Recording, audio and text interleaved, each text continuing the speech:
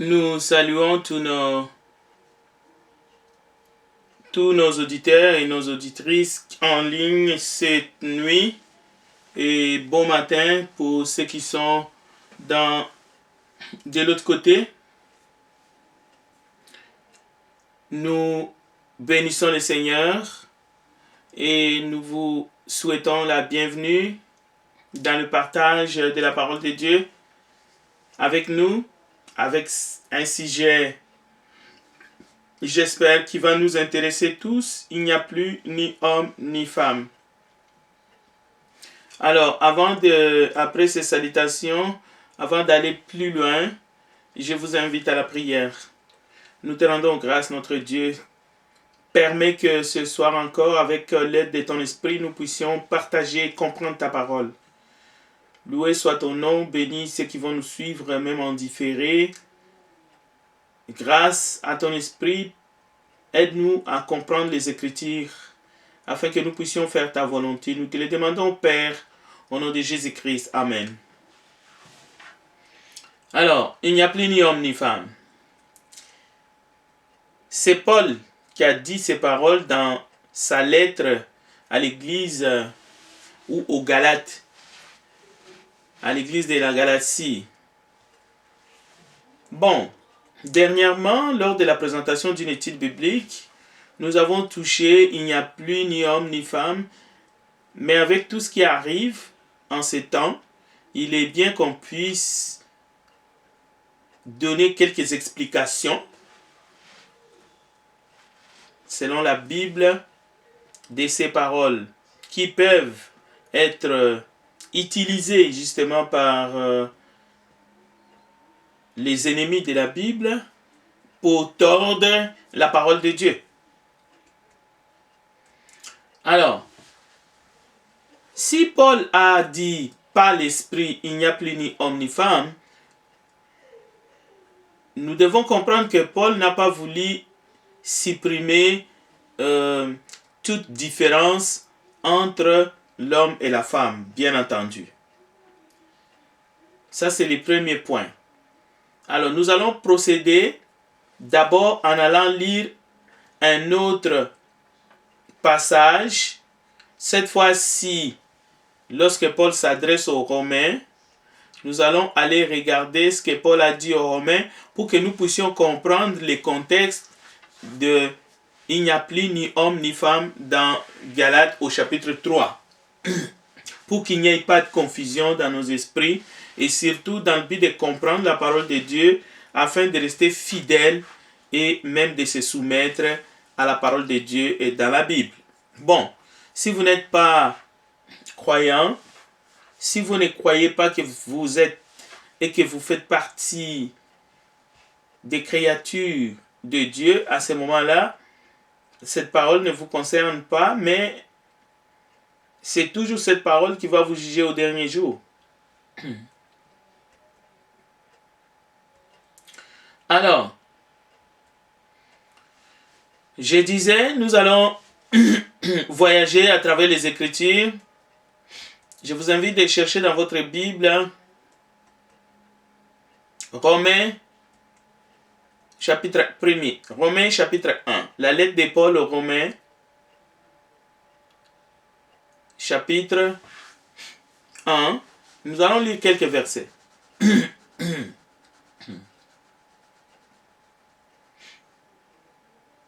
À partir du verset 16, Paul dit « Car je n'ai point honte de l'évangile, c'est une puissance de Dieu pour le salut de quiconque croit. » Du juif premièrement, puis du grec. Parce qu'en lui est révélée la justice de Dieu par la foi et pour la foi, selon qu'il est écrit, le juste vivra par la foi. Au verset 18, la colère de Dieu se révèle du ciel contre toute impiété et toute injustice des hommes qui retiennent injustement la vérité captive. Car ce qu'on peut connaître de Dieu est manifeste pour eux, Dieu le leur ayant fait connaître.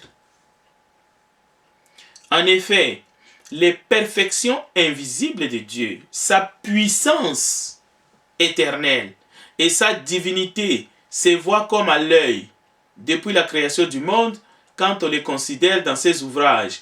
Ils sont inexcusables donc. Puisque, ayant connu Dieu, ils ne l'ont point glorifié comme Dieu et ne lui ont point rendu grâce.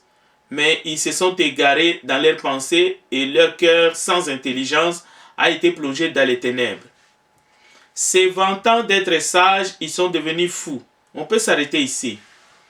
Les perfections invisibles de Dieu, sa puissance éternelle et sa divinité se voient comme à l'œil nu.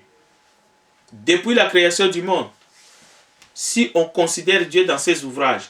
Donc, nous sommes tous inexcusables. Ayant connu Dieu, ils ne l'ont point glorifié comme Dieu. Si vous suivez bien, vous allez voir que la plupart des pays de ce monde, au plus haut de nos dirigeants, de nos gouvernants, et même dans des constitutions de la plupart des grandes nations de ce monde, nous avons vu, même très récemment, même dans des pays sous-développés, il est question de prêter serment en ayant la main sur la Bible. On va dire, bon, c'est quoi cette pratique-là? C'est une forme de reconnaissance de l'autorité, de la puissance de Dieu en tant que créateur. Alors, ayant connu Dieu, est-ce que nous l'avons glorifié comme Dieu? Est-ce que nous lui avons rendu grâce? Ou bien sommes-nous égarés dans nos pensées et surtout nos cœurs sans intelligence a été plongé dans les ténèbres? C'est la première question qu'il faut se poser. Paul dit, se vantant d'être sages, ils sont devenus fous. Donc, à l'époque où Paul a écrit cette lettre aux Romains, et il y avait des souverains, il y avait des empereurs, il y avait même des rois qui se prenaient pour Dieu à l'époque. On peut citer César et bien d'autres encore. Se vantant d'être sages, ils sont devenus fous. Écoutez maintenant la suite. Et ils ont changé la gloire du Dieu incorruptible en image, représentant l'homme corruptible, des oiseaux, des quadrupèdes et des reptiles. C'est pourquoi Dieu les a livrés à l'impureté selon les convoitises de leur cœur. Comme Dieu n'est pas un despote, comme Dieu n'est pas un tyran, lorsque on décide de s'éloigner de ses prescriptions, nous sommes tout simplement livrés à nous-mêmes, à l'impureté de notre cœur, selon les convoitises de notre cœur, de nos cœurs. Écoutez maintenant. En sorte qu'ils déshonorent eux-mêmes leur propre corps, et qui ont changé la vérité de Dieu en mensonge, et qui ont adoré et servi la créature au lieu du Créateur qui est béni éternellement. Amen. Et au verset 26, nous sommes dans Romains chapitre 1 pour ceux qui viennent de nous rejoindre dans cette étude. Au verset 26. Parce qu'ils ont décidé de déshonorer eux-mêmes leur propre corps, de changer la vérité de Dieu en mensonge, ils ont décidé délibérément, de leur propre gré, d'adorer et de servir la créature au lieu du Créateur, qui est béni éternellement. Amen. C'est pourquoi Dieu les a livrés à des passions infâmes. Car, écoutez, leurs femmes ont changé l'usage naturel en celui qui est contre nature. Alors, c'est ici qu'il faut comprendre. Et de même, au verset 27, les hommes, abandonnant l'usage naturel de la femme, se sont enflammés dans leurs désirs les uns pour les autres, commettant homme avec homme des choses infâmes et recevant en eux-mêmes les salaires que méritait leur égarement. Alors, lorsque nous allons entrer au cœur de notre sujet de ce soir, il n'y a plus ni homme ni femme. Paul s'adressant aux Galates, spirituellement, nous comprenons ici que sur le plan humain, sur le plan matériel, sur le plan de la créature, homme et femme, il n'y a aucune confusion. Paul n'est pas en train de faire un mélange. Paul n'est pas en train de dire qu'un homme, c'est une femme. C'est-à-dire qu'il y a une sorte de confusion. Paul n'est pas en train de dire on ne peut pas être ni l'un ni l'autre. Je suis neutre. Je ne suis pas un homme, je ne suis pas une femme. Ou Paul n'est pas en train de vouloir dire aux Galates, parce qu'ici, il a déjà dit qu'il y a une différence.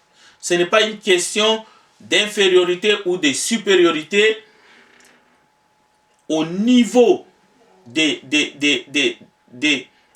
l'esprit, au niveau de la personnalité de l'homme et de la femme, mais il y a une différence claire et nette. Même la façon de faire les choses, la façon de s'accoupler, la façon de s'unir ne doit pas être contre nature parce que Dieu a fait les choses bien. Dans sa création, Dieu a créé un homme et une femme.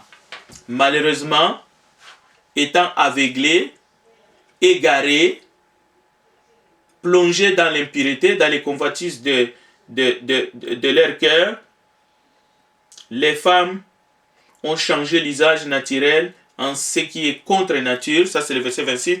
Et au verset 27, de même, les hommes, abandonnant l'usage naturel de la femme, se sont enflammés dans leurs désirs les uns pour les autres, commettant homme avec homme des choses infâmes et recevant en eux-mêmes le salaire que méritait leur égarement. Donc, il est question ici d'égarement.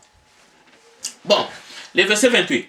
Comme ils ne se sont pas souciés de connaître Dieu, Dieu les a livrés à leur sens réprouvé pour commettre des choses indignes, étant remplis de toute espèce d'injustice, de méchanceté, de cupidité, de malice, plein d'envie, de meurtre, de querelles, de ruse, de malignité, rapporteurs, médisants, impies, arrogants, hautains, fanfarons, ingénieux au mal, rebelles à leurs parents, dépourvus d'intelligence, de loyauté, d'affection naturelle, de miséricorde. Donc, il ne s'agit pas seulement de mettre la main sur la Bible et de prêter serment ou de dire que nous reconnaissons que Dieu est le Créateur et après de faire une sorte de cafouillage et essayer même de valider, de légiférer des choses qui sont tout à fait contre nature et notre conscience nous les témoigne. Alors, le verset 32 nous dit, et bien qu'ils connaissent le jugement de Dieu, déclarant dignes de mort ceux qui commettent de telles choses, non seulement ils les font, mais ils approuvent ceux qui les font. Donc ici, nous avons deux standards. Il y a ceux qui les commettent, des choses contre nature, ceux qui vont les rendre comme tout à fait normal, mais il y a ceux qui appuient aussi toutes ces lois ou toutes ces infamies selon les Écritures. Donc, si vous appuyez ces choses, si vous êtes là pour soutenir ces idées, alors le verset 32 de Romains 1 nous interpelle. Je ne suis pas ici pour condamner qui que ce soit. Je suis là comme celui en qui l'évangile a été confié et cet évangile doit être prêché jusqu'aux extrémités de la terre, alors viendra la fin. Donc, il n'y a personne qui peut m'empêcher de prêcher cet évangile parce que celui qui me l'a confié est le Créateur. Celui qui me l'a confié est le Seigneur des Seigneurs et il est le Roi des Rois et il est vivant. Je ne vois pas un mortel, un être mortel me dire tais-toi, ne parle plus ou va parler ailleurs, ne parle pas ici. Parce qu'il a dit allez dans le monde entier, faites de toutes les nations des disciples. Donc je suis ici simplement en train de témoigner sa parole et c'est lui qui a même notre souffle de vie dans sa main. S'il dit aujourd'hui, tu ne vas pas te réveiller, demain, on va venir seulement te porter et t'amener à la tombe. Bien, maintenant, Galates chapitre 3, verset 27, écoutez, Paul, en s'adressant aux Galates, il va dire des choses que nous ne devons pas confondre. Voici ce que Paul dit aux Galates, chapitre 3, verset 27. Vous tous qui avez été baptisés en Christ, vous avez revêtu Christ. Il n'y a plus ni homme, et il n'y a plus ni juif, ni grec. Il n'y a plus ni esclave, ni libre. Il n'y a plus ni homme, ni femme. Car tous vous êtes un en Jésus-Christ. Et si vous êtes à Christ, vous êtes donc la postérité d'Abraham, héritier selon la promesse. Bon, il n'y a plus ni homme ni femme. En Galates chapitre 3, cela ne veut pas dire que toutes les différences, même morphologiques, sont supprimées entre l'homme et la femme dans ce monde. Affirmer que il n'y a aucune différence entre un homme et une femme, c'est se constituer en ennemi de Christ. C'est être hostile à Christ. Et dans ces cas, si vous nous suivez, il y a une porte de sortie. La porte de sortie, c'est de se repentir devant Dieu, parce que lui, il a préparé par Jésus-Christ une porte pour les ignorants et tous ceux qui sont morts spirituellement dans leurs péchés. Peu importe ce que vous avez commis, mais si vous vous repentez et que vous croyez à l'évangile, Dieu est capable de vous pardonner de vos péchés. L'homme et la femme sont égaux, mais ils sont différents dans la création. Ainsi dit l'Éternel des armées, et il en restera ainsi jusqu'à la fin de la création. Du point de vue nature, l'homme est créature des choix de Dieu et la femme aussi. Quelqu'un dira, l'homme a été créé avant, la femme ensuite. Bien entendu, très bien. Mais Dieu aime-t-il davantage les hommes? La réponse est non. Dieu aime sa créature. Il les créa hommes et femmes. Donc, l'épître aux Galates, Paul l'apôtre parle du salut de ceux qui croient en Christ. Il n'y a pas une âme d'une femme, une âme d'un homme, et puis l'une serait plus importante que l'autre. Non, nous sommes tous fils de Dieu par la foi, en devenant enfants de Dieu. Donc en Jésus-Christ, nous tous qui avons été baptisés en Christ, nous avons revêtu Christ. Il n'y a plus ni juif, ni grec, ni esclave, ni libre. Il n'y a plus ni homme, ni femme, car tous, vous êtes un en Jésus-Christ. Comme lorsque l'homme quittera son père et sa mère, s'attachera à sa femme et les deux deviendront une seule chair. Donc, dans les couples, il y a un mâle et il y a une femelle. Mais les deux, dans l'alliance qui est le mariage, sont devenus un. Voilà, l'ainsi dit le Seigneur. Donc, nous continuons. Sous la loi, bien entendu, il y avait des différences, même au niveau du temple, par exemple.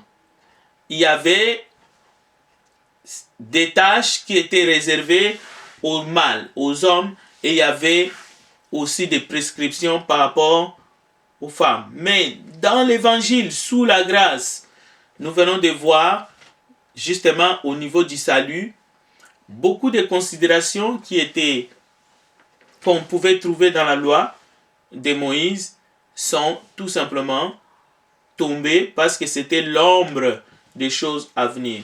Jésus-Christ est venu affranchir et les hommes et les femmes.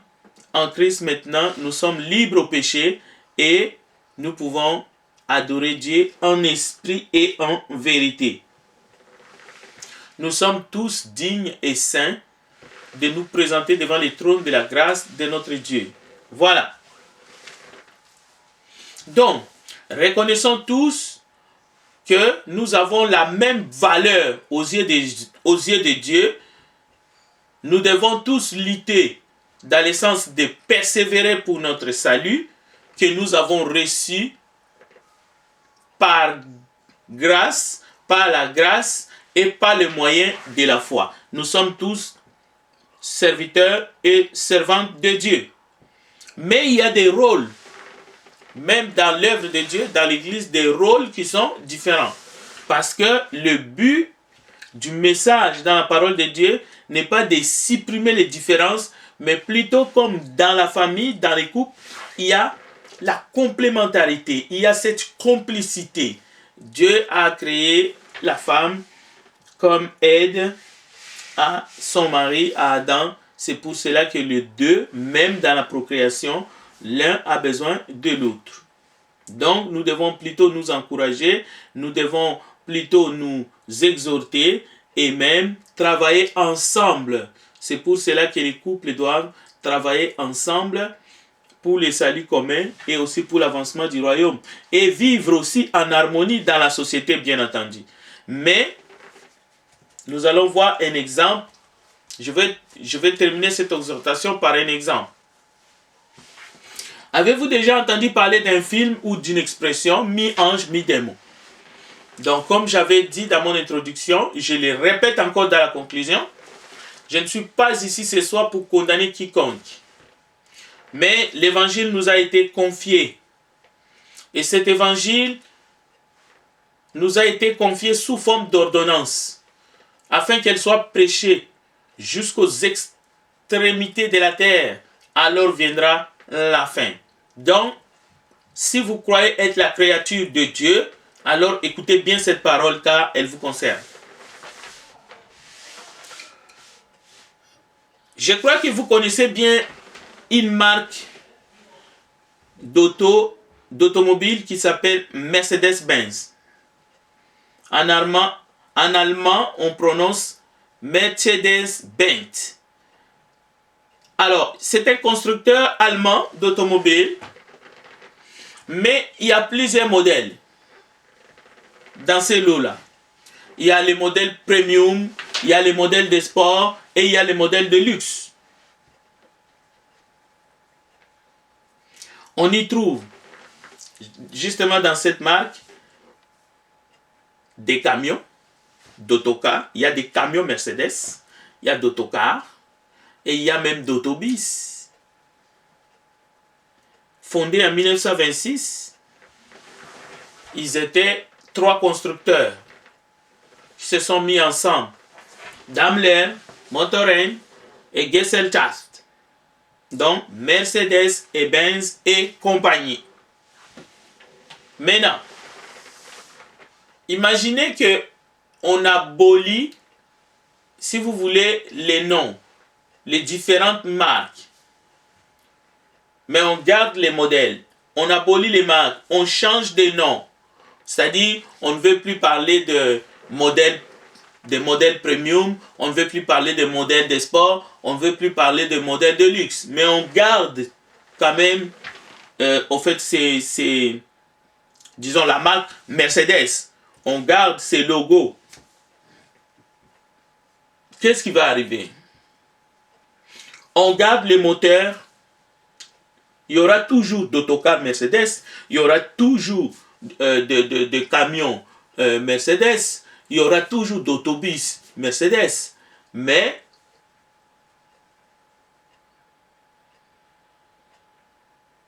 maintenant, pensez au moins que vous êtes un être humain. Ou parmi ces exemples de Mercedes que je viens de vous dire,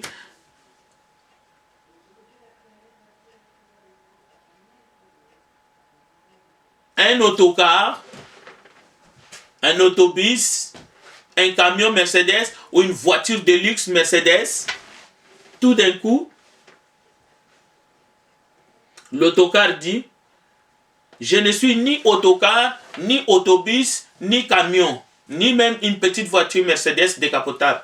Je ne suis rien de tout cela. Mais je suis seulement, je suis. Je ne sais même pas qui je suis au fait. C'est ce que nous constatons aujourd'hui. Et ce phénomène est inquiétant. On a tenté par des transformations pour pervertir ce que Dieu a fait. L'être humain se prononce pour dire « je ne suis ni dans ce camp, ni dans l'autre. Je ne suis ni mâle ni femelle. Alors, malgré toutes les transformations, tous les mécanismes qu'on peut faire pour passer d'un camp à l'autre, pour changer même son sexe et faire pousser, c'est-à-dire se transformer, malgré cela, mais du point de vue maternité, est-ce que cela fonctionne? Est-ce que cela fonctionne que quelqu'un qui est venu au monde en tant qu'un homme et qui décide de passer par la transformation pour devenir une femme, est-ce que cette personne peut concevoir et avoir une maternité normale? Posez-vous la question. Scientifiquement, cela ne fonctionne pas et nous espérons que cela ne fonctionnera jamais. Alors, pour comprendre ce que ça veut dire, il n'y a plus ni homme ni femme, il ne faut pas tomber justement dans ces bassesses-là. Parce que cela veut dire que votre esprit est séduit. Parce que Jésus nous a prévenu qu'il y aura des faux Christ, qu'il y aura de faux prophètes, qu'il y aura des antichrists qui vont venir dans le monde pour pervertir, pour tromper et pour souiller. Mais leur fin sera la perdition. C'est ce que nous avons vu dans Romains chapitre 1.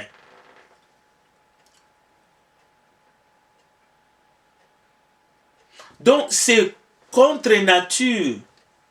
Comment une personne peut dire, moi je suis neutre. Je ne suis ni homme, je ne suis ni femme. Et vous qui êtes censés conduire, vous qui êtes le conducteur des aveugles, vous restez indifférent, sans dire un mot. Non, dites aux gens, Dieu nous appelle à la repentance.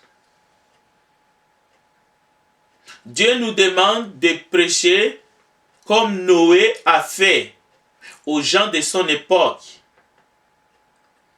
Malgré les bouleversements que nous sommes en train de vivre, il va arriver un temps où chacun rendra compte devant Dieu qui a créé le ciel et la terre de toutes ses actions.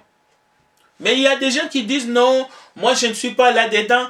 Mais si tu appuies ces considérations, si tu encourages, si tu soutiens les gens qui commencent à affirmer que ces choses-là sont normales, sachez que tu vas rendre compte aussi de ta tiédeur et aussi de ta complicité.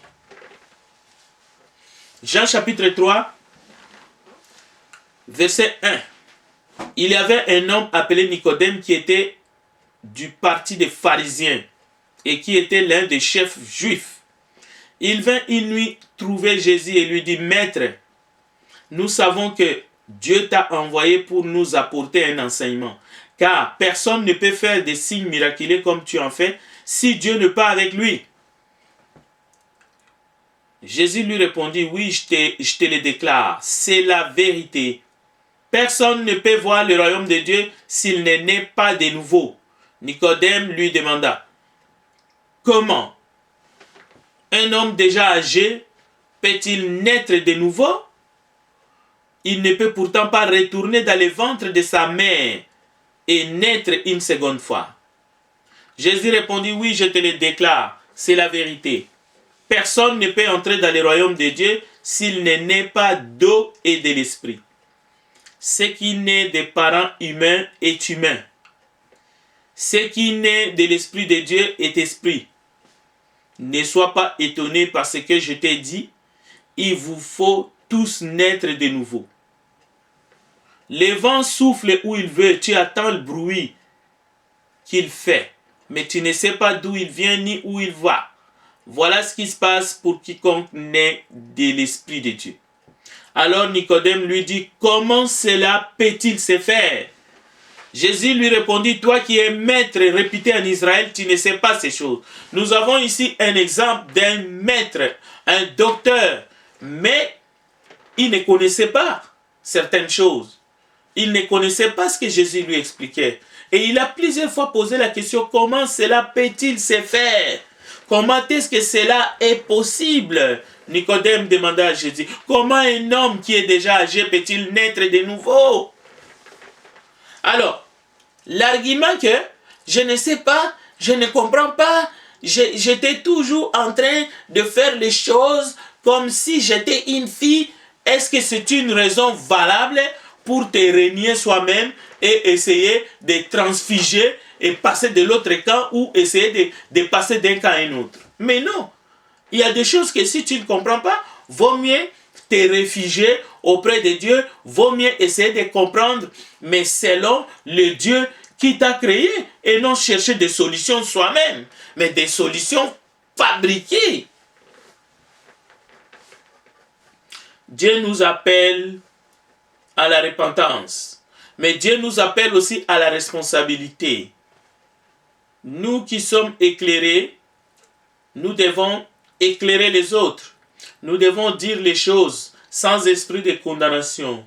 Mais nous devons donner le message clair afin que ceux qui sont égarés, afin que ceux qui sont réprouvés, s'ils peuvent revenir à Dieu, qu'ils les fassent. Afin qu'ils ne disent pas, nous n'avions pas su, personne nous en avait parlé. Que Dieu bénisse sa parole. Soyez contents. Tel que vous êtes venus dans ce monde, acceptez-vous, réjouissez-vous d'être un homme, réjouissez-vous d'être une femme. Nous sommes tous les belles créatures de Dieu et que Dieu vous bénisse. Et si vous avez des questions, comme Nicodème, n'hésitez pas de vous approcher justement du trône de la grâce et le Dieu Tout-Puissant, celui qui a créé toutes choses. Il nous a donné sa parole, il nous a donné des dons, pour que nous puissions comprendre combien il nous aime et combien il veut nous tenir dans ses bras et qu'il veut nous pardonner de nos péchés si nous acceptons d'obéir à l'évangile de son Fils bien-aimé Jésus-Christ. Terminons par une prière. Grand Dieu des cieux, toi qui es vivant au siècle des siècles, toi qui nous as créés à ton image et selon ta ressemblance, glorifie ton nom. Les épreuves que nous traversons dans ce monde nous interpellent, nous envoient le message que le temps est accompli, afin que nous puissions revenir vers toi, afin que nous puissions changer notre façon de penser, afin que nous puissions prêcher ton évangile, la bonne nouvelle d'amour de Dieu dans ce monde. Attire toutes les âmes vers toi, car tu veux que toutes les âmes soient sauvées et parviennent à la connaissance de la vérité. Qu'ils croient en toi seul, le Dieu vivant, le Créateur de toutes choses, et en Jésus-Christ, ton Fils bien-aimé, que tu as envoyé dans le monde pour nous sauver de nos péchés. Merci pour ta parole. Bénis ton peuple, bénis tous les serviteurs et les servantes de Dieu dans ce monde, et bénis ta parole. Nous te le demandons, Père, au nom de Jésus-Christ notre Seigneur. Amen.